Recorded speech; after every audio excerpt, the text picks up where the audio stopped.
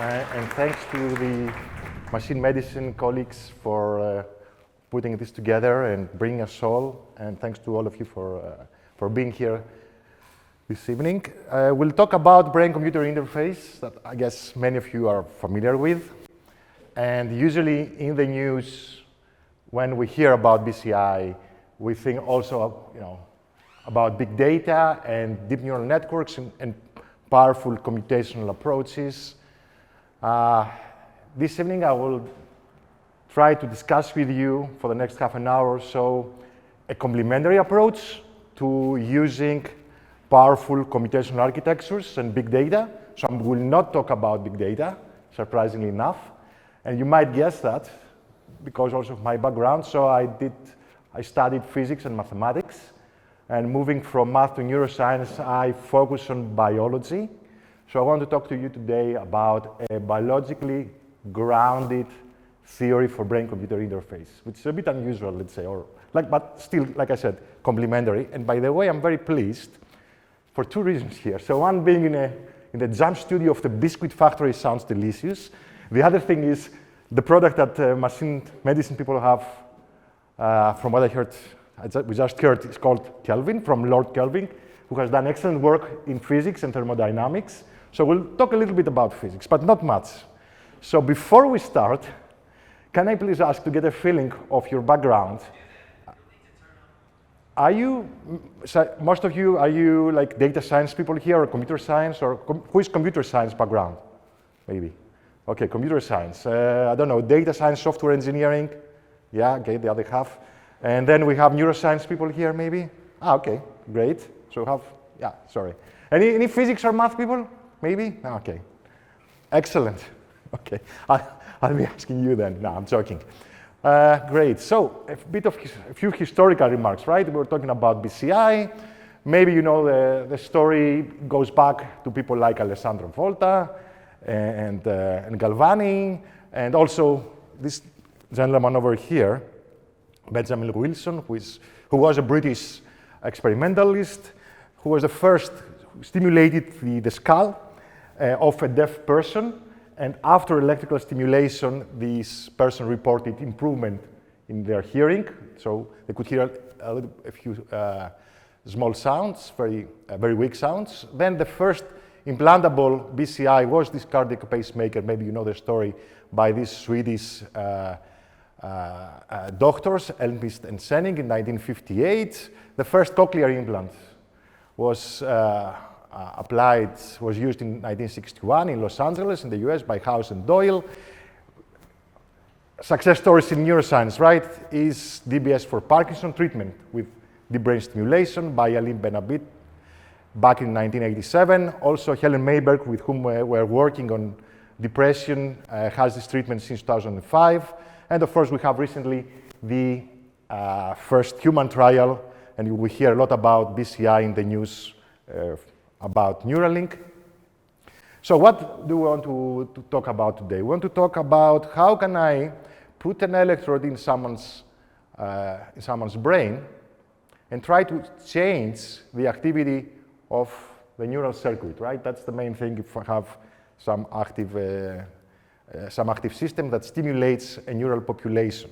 So what I try to show here with this schematic is the physical system that we're focusing, right? It's a group of neurons, the blue, the green, and the gray, for example, that has some spontaneous activity. So for example, what we see here is that the green one has a spontaneous and intrinsic firing rate. So if you leave it on its own, it would give you 15 spikes per second.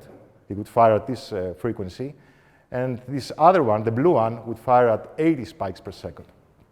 So what you see in this plot is stimulation with this electrode, and this is an actual experiment actually by colleagues that we're working on in Johns Hopkins, the group of Gene Friedman.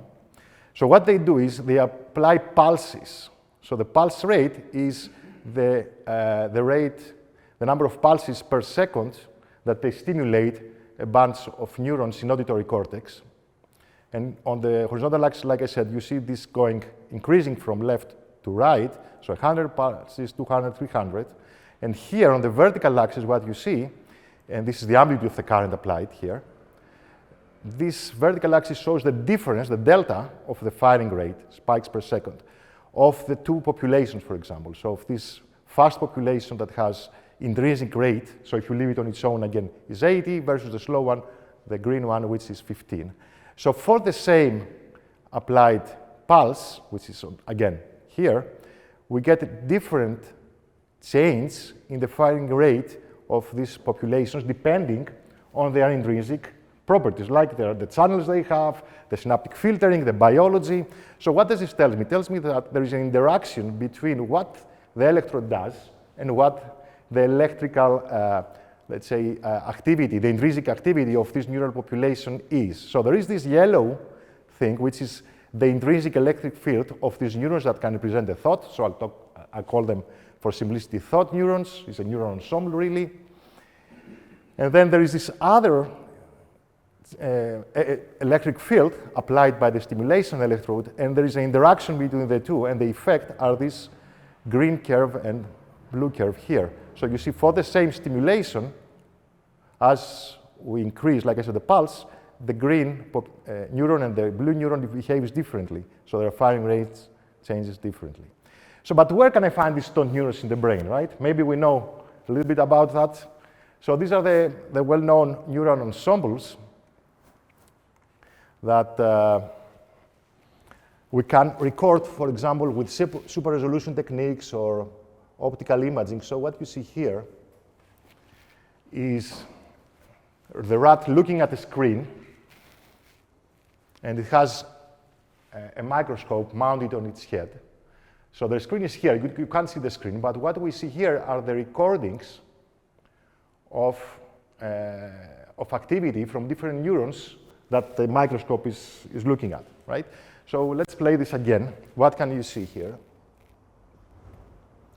You can see that for certain images, there are neurons firing at the same time, basically, and these are these neurons here. So each row with different color, red, blue, green, magenta, is a different cell, and these lines are spikes. This is a spike raster plot.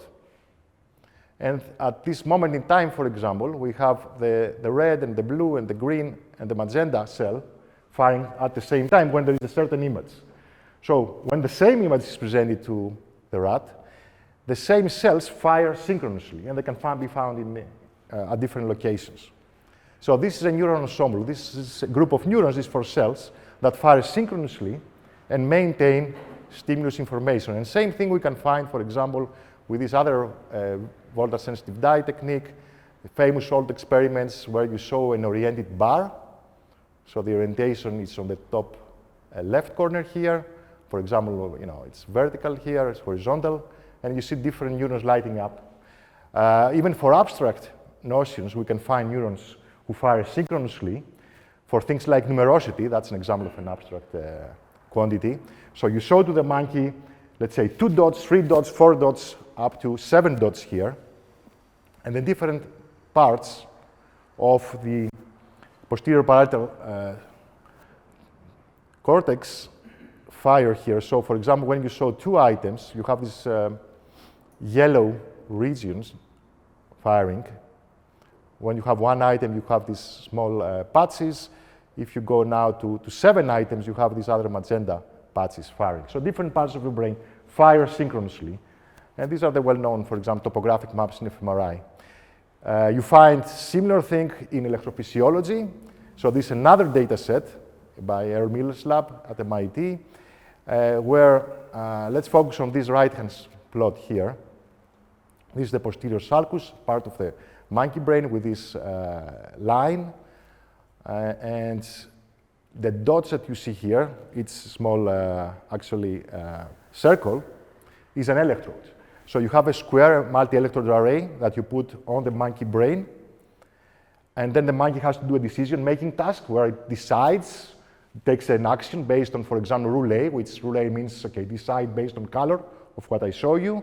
Rule B is another rule and tells the monkey to decide based on the orientation of the stimulus.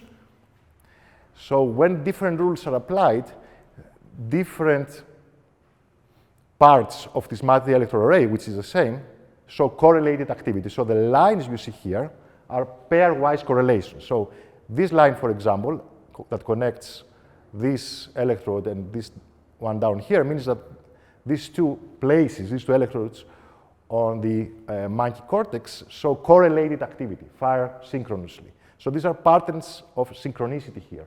And they are characteristic, they are the same, depending on rule. So if the monkey decides based, like I said, on color, we have this pattern, this synchronous activity, versus the other rule, I don't know, the motion direction rule, for example, which is a different pattern.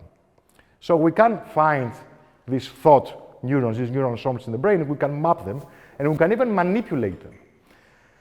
And this is what I show here. These are experiments by the Tonegawa lab at MIT, who take a mouse and they put it into two different cages. In cage or context A, the white one and the blue one.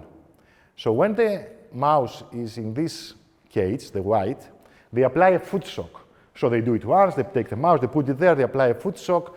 Next day, they do the same thing. On day 3, the mouse has learned to associate being in this cage with getting a foot shock. So it has a memory now of this cage and fear. So it has a fear memory. That's how they induce fear memories. While here is the usual cage and it's safe. So there's no fear memory. Maybe it gets food here, so it has some good memory. Now, with the sort of techniques that we discussed and similar like, from optogenetics or immediate early gene techniques, etc., they can map the neurons that contain this information, that tie it up. So when the mouse is here, there is a fear memory, and we know which neurons in the mouse brain contain this memory versus this other safe memory. And we know that, and we can even change the memory. So what they do then is they take this mouse, they put it here, and they shed light in the neurons that we know contain the fear memory associated with this cage. And what happens, so this is an engram also, or a neuron ensemble, like I said, this group of neurons, and what happens is the mouse gets afraid, so recalls the same sort of fear state despite being in the safe blue cage. So all this is to say that we have very high-resolution techniques that allow us to shed light and identify the neurons where thoughts or memories lie in the brain, right, which is the ground thing. So if we want to build a theory about brain-computer interface and changing the brain, step 0 is to understand where its thought that we want to change with BCI or its state, where does it lie? And there are techniques that allow us to do that. And then we can take all this information and build a model of this neuron ensemble in silico, like a biophysical neural network model. Try to replicate it in our computer. So that's one of the things we are doing. But to do that, of course, we need to be able to find them and look at them. And these are examples of how this can be done. So from cognitive neuroscientists, the neuroscience people from you would know lots of these things, is that there are groups of neurons that maintain, in general, information of the source we discussed, like memories, it could be different feelings, it could be different sounds, it could be anything that relates to perception, attention, memory, executive control, different cognitive functions. And usually what we record, for example, with electroencephalography is the synchronous activity, right, even outside the skull. So we have, again, the same plot I talked about before, different neurons, different spikes. You can think again that you have this happy memory, a certain arrangement of neurons firing corresponding to memory A, the happy one versus the sad one. So two main things, right? This is distributed processing over cortex. Different neurons on different parts of the cortical paths participate, which means we have parallel processing by the brain of stimuli, of sounds, even rules, like I said, even fear, memories. The other thing is these are synchronized activity. So that's why we record the EEG oscillations, for example. And all this activity, what the brain does, supposedly, is it tries to integrate all this information. So you see, for example, somebody's eyes and nose, similar to deep neural nets, right, and mouth, and then you have all this memory of these different bits in various parts of the cortical hierarchy, of the visual hierarchy, and then you have feature binding, the idea from Wolf Singer in the 80s and 90s. So this is called feature integration. But the important thing, this happens, again, through oscillatory synchronous activity of different neurons on the cortex. And even with MEG, we can see that. So, okay, I talked about, I know exactly in the brain where this lies with super resolution techniques and optical imaging, but even from the old days, from over 20 years ago, people had some, let's say, some evidence from non-invasive data about these ideas. So what I show here, maybe you know that. Do you know about Mooney phases, I guess? A little bit? No, never mind. We'll explain it together. So what this shows, this is a stimulus that the human subject gets, and then we put the human in an MEG, magnetoencephalography scanner. And there are two conditions in this experiment, right? Is this upright condition of this face. So if you look at it, any human, after about 180 milliseconds, the subject perceives that we're talking about a face here. Now there is this other condition, which is exactly the same low-level visual stimulus with the same low-level features, but is inverted. So in this condition is the no perception condition where we do not perceive a face when looking at it. So what happens when we perceive the face? We see here time snapshots of MEG data. And the black lines here, the dots are again electrodes. Sorry, it's EEG data, and they're similar, there's similar MEG data. So the important thing here is that these lines, the black lines, not the green, the black lines are phase locking, which means, again, correlation between different parts. So once we perceive this image here as a face, different parts of our cortex, occipitally and in frontal areas, show correlated activity. So again, we have synchronous activity in different parts of the brain associated with maintaining and storing information at a large scale now, not at the micro scale I was talking about before. And this information is about face. And this happens again. So you put the subject in the scanner, 180 milliseconds, you have this correlated activity shown by black lines here.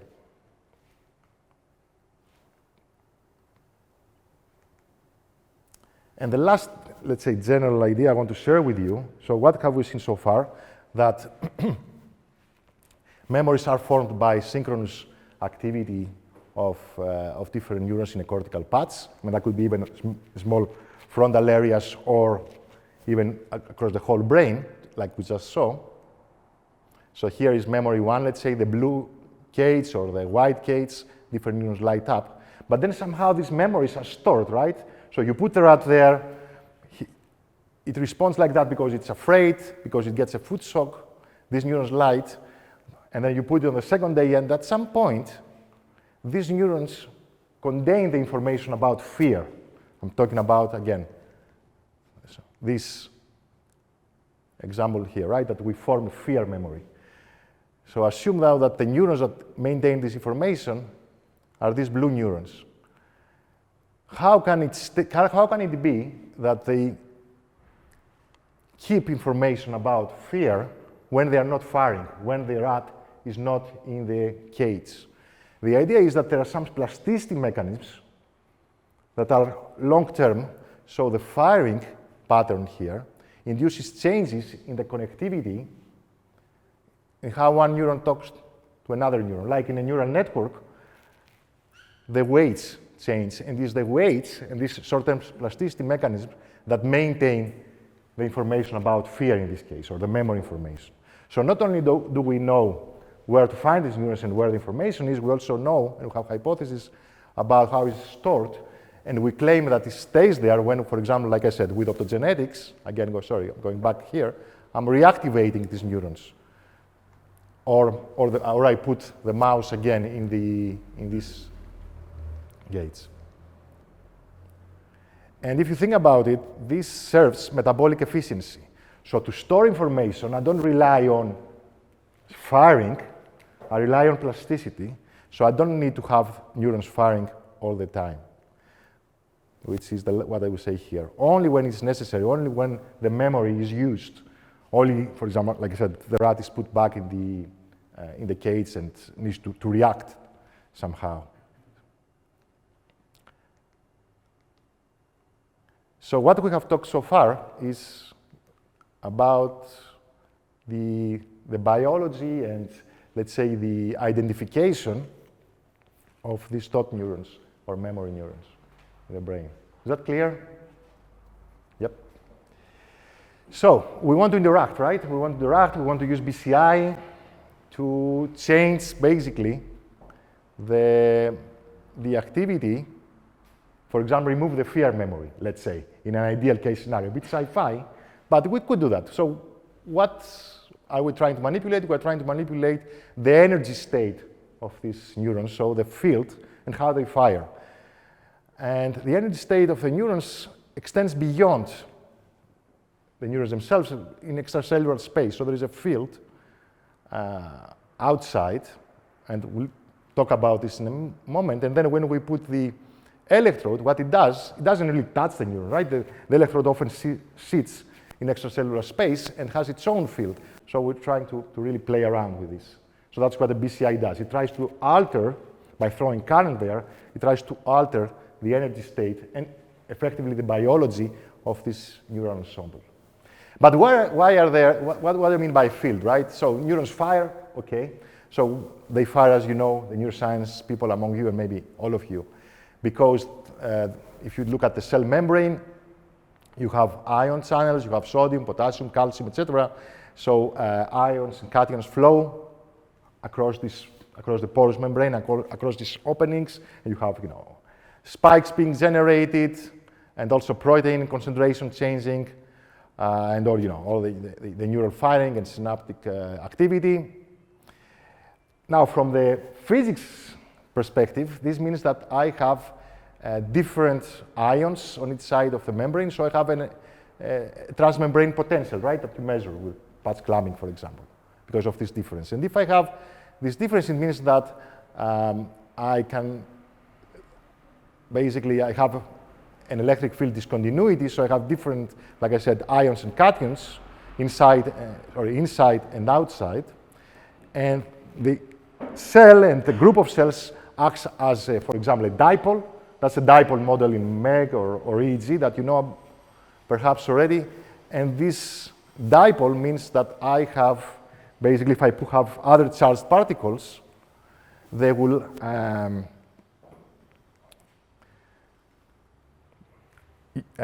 feel a force in this electric field. And this is exactly the same idea that you know from school, maybe. You remember Newton's law of gravitation, right? So you have the sun and the moon, and or the Earth with two masses. They attract each other, basically, within a certain range of space, which is the gravitational field.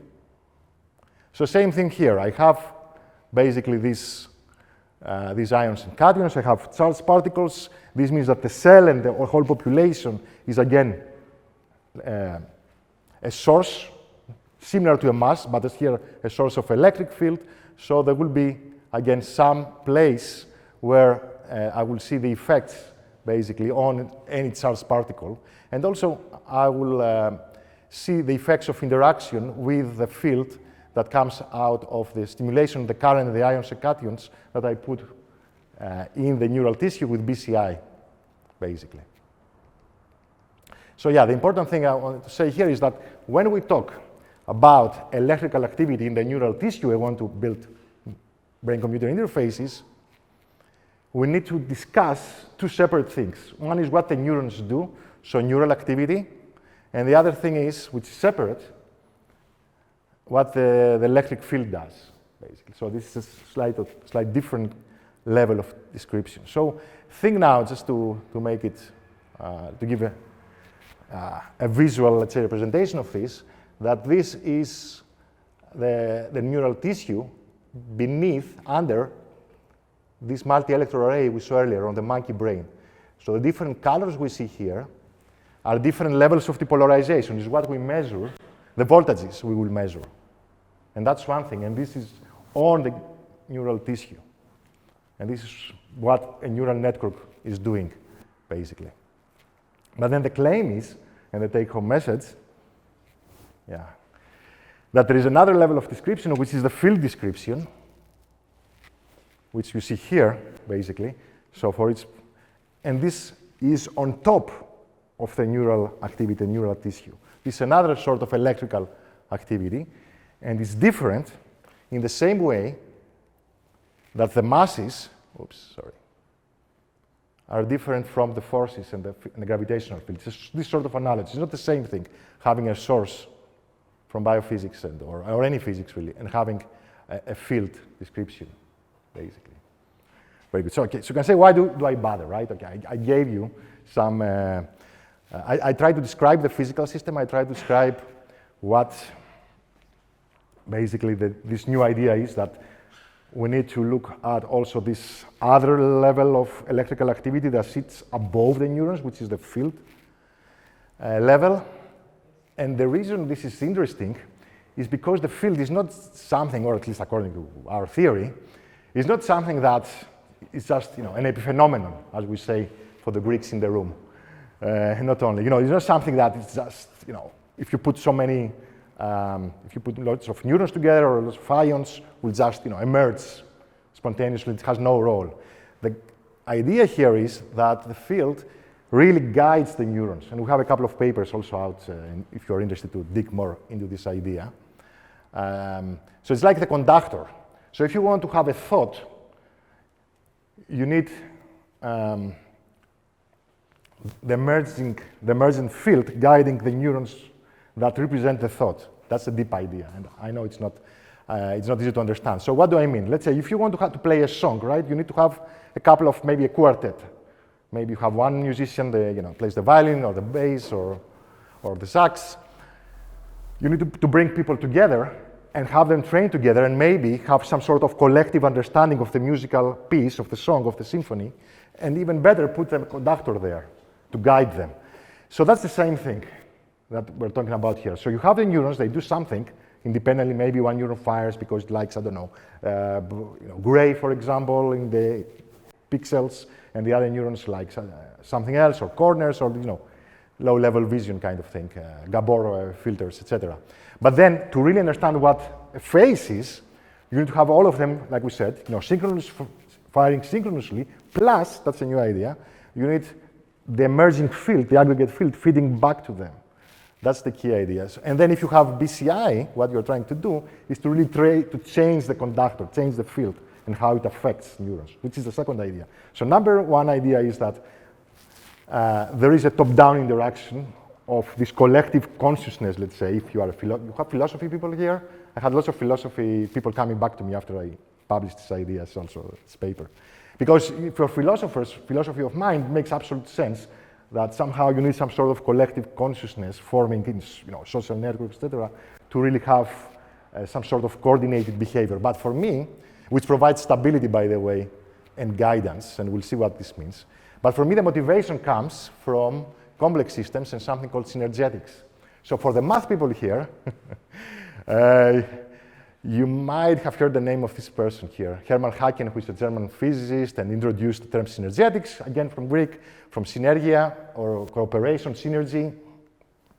And the term actually was first introduced in general by this American architect, Buckminster Fuller, because it was a time after World War II, and he was thinking, look, we need humanity to cooperate. It was when the UN, for example, was picking up, and EU, etc.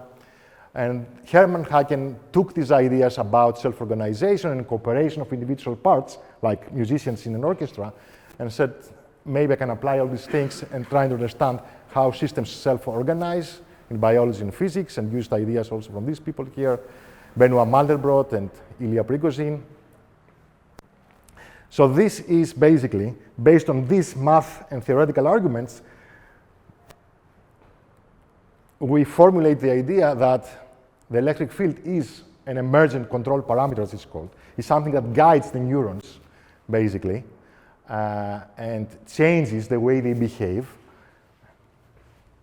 And to understand, first of all, what this might be, and I'll finish in no more than 5 minutes, I think. Let me give you an example, because it's also very popular, right? We hear about emergence now in neuroscience a lot. So what is an emergent property in this case? In a very simple case, let's watch a very simple video, an experiment you can do at home. Okay. Yeah, I'll let it play now for a while, and you'll see. The film you are about to see has no characters.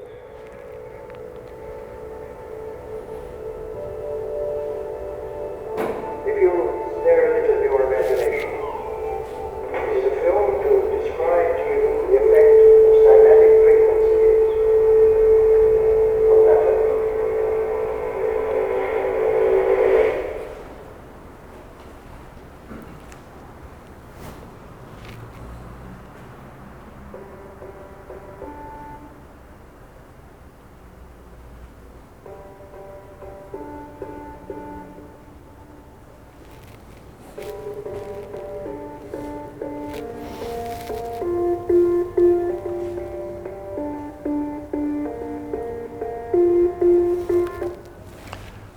Okay, so is it clear what we saw? So we saw the DJ putting grains of sand on a speaker, right, and then playing music. And what happened with the grains of sand? They changed patterns, right? So here, the music, or the potential energy really that was pumped into the grains of sand, because that's what it vibrates, right? That's what the speaker does. Vibrates and changes the energy. What did it do? It changed how the grains of sand were arranged in space. So changing the energy of the grains of sand, because they bump into the speaker surface, so their energy changes based on the energy they get from the speaker and from the music, it resulted in some sort of self-organizing behavior, right? The patterns we saw. That's an example of self-organization.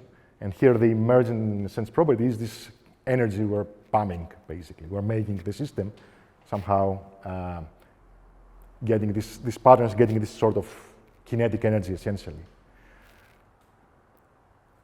So what does this mean? It means, let me go back to and see if I can, yeah, I need to finish. So the emergent property here is something that is basically generated as a result of all parts being there, the small parts, the grains of sand in the video we just saw, it's generated by them. Of course, it's slower, right? It evolves more slowly. These things move fast because they are small. And it guides them, meaning if it changes, the patterns, or the exact location of the grains of sand changed. So that's this emergent property, which is like a stable. And the same, the video here, if it plays, is the same thing. If you go in the kitchen, you put oil in a frying pan, and you turn on the heat, you will see with infrared microscopy, not with naked eye, that's the video about, you will see basically different patterns forming. If you're in a plane, you might remember this cloud streets is called. This is something called convection instability. So you change the temperature in the atmosphere, and then you have these patterns of clouds, molecules of air, coming together. So in this case, it's temperature, and again, thermal energy that changes, and the gradients result in the air self-organizing in these patterns. In the other video is basically the grains of sand. So yeah, I think I'll finish here. So we did that. We found evidence for the electric field guiding basically neurons in memory experiments, and this is a monkey, it's a simple delayed Saccard task that you use in BCI. So we have some results, proving that, but I don't have time now to. And just to wrap up, are the neurons the only musicians, which is the paper that we discussed a little bit or so. So the idea is that the electric field, the aggregate electric field, generated primarily by the neurons, does not only guide the neurons themselves, but also other parts of the brain infrastructure in something called the cytoskeleton. So the cytoskeleton is like the glue, like the proteins and filaments and microtubules that keep together different neurons in our brains. And in general, in all eukaryotic cells, you have this these kind of structures. And these are charged structures.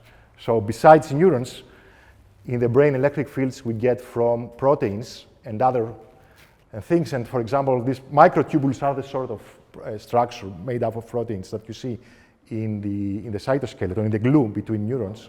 And what you see here, if you put these things, these small tubes, you might have here Penrose or Hameroff's microtubule theory of consciousness, by the way. So you put these things, these biological structures that exist in our brains into electric field, and they align. So they are charged and they are influenced. So just to finish here, I think, is this cytoelectric coupling hypothesis that we are sort of discussing today, is that the electric fields are the conductors of the brain, and they organize the cytoskeleton, so not only the neurons, but also the proteins, the microtubules, the filaments, etc., and they connect scales, basically, the macroscopic and the microscopic, and we need to have a full understanding of all this to build efficient BCI. Thank you.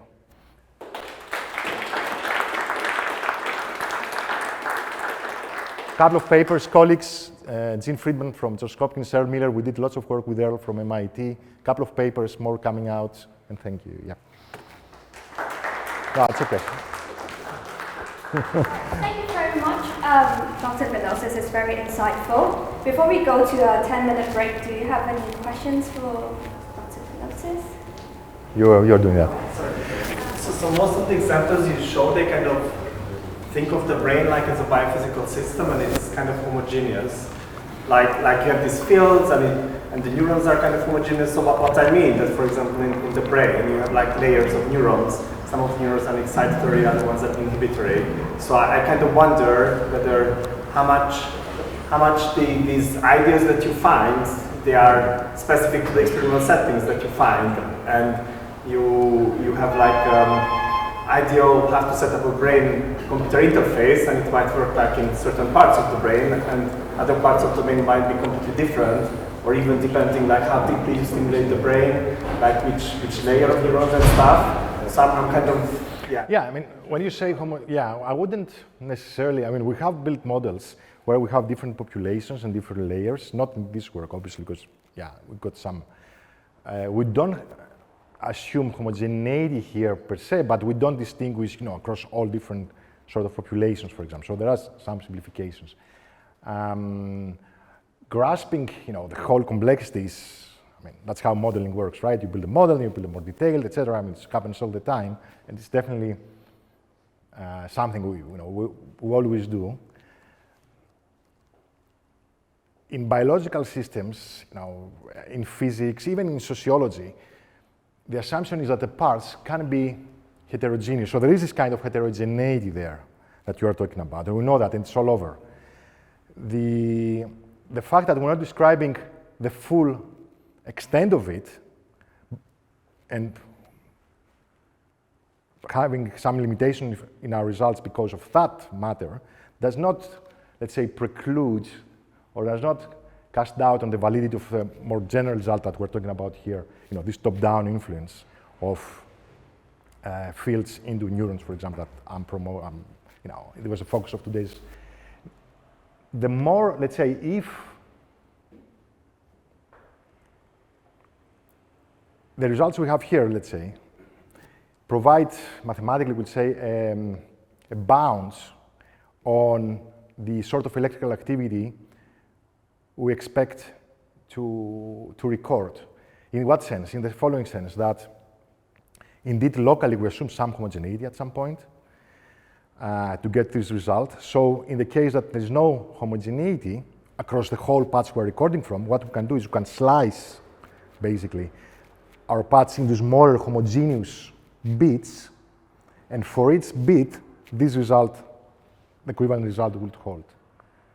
So in the worst case scenario, we need to basically have finer measurements or have a model that will have a better spatial resolution, to put it like that. But the overall, somehow, result, because electromagnetism and the influence we are talking about are linear, right? We talk about superposition in electromagnetism. If I have one mass here and another mass there, and they attract each other, if I double this from Newton's law, right? I have twice as much, the force will be double. So because of superposition, the general result holds. but just by slicing and dissecting the original part of the cortex you are looking at into smaller homogeneous bits or some sort of local homogeneity approximation. So yes, quantitatively there is a limitation, but quantitatively there's no limitation because it's, again, linear interactions we're talking about. Thank you very much. Just one last quick question. Yeah. So I was just wondering, how do you, as a new conductor, how do you know what music to play? How do you control that? Very good. Yes, I think the brain evolutionary has, because this field, right, it's generated by the neurons themselves. So there's no DJ in the brain, there's no homunculus to really tune and play whatever. I mean, if you do BCI, that's what you're doing. You're putting a DJ in the brain. Can I register this phrase? Anyway, yes, you can quote me, but yeah, do that. So yeah, so evolutionary, what happened is if I want to remember, let's say, something, right? If I want to train my memory, for example, I need to really fine-tune all the chemistry there and all the neural activity to generate a strong field to feed back to the neurons themselves to really do the job. So there's no, again, there's nothing outside. And actually, we have this result. It's a paper that's going to be hopefully accepted soon. It's minor revision, where we saw the following math result. Actually, the empirical result is the following. Tonegava, I talked about. You remember this guy from MIT setting lights and shutting down memories or reviving memories for the rat being in the fear context, in the cage with a foot sock, and can retrieve, by just activating neurons, can retrieve fear memory. So another thing he has done is he has looked at the mouse brain where memories lie, or thoughts. And it's not 3 areas like we do in monkeys, for example. It's like 54 areas or something. 54 out of 120 that record, at the microscopic level. So the question is, how does the brain pick these 54 areas out of whatever, 150?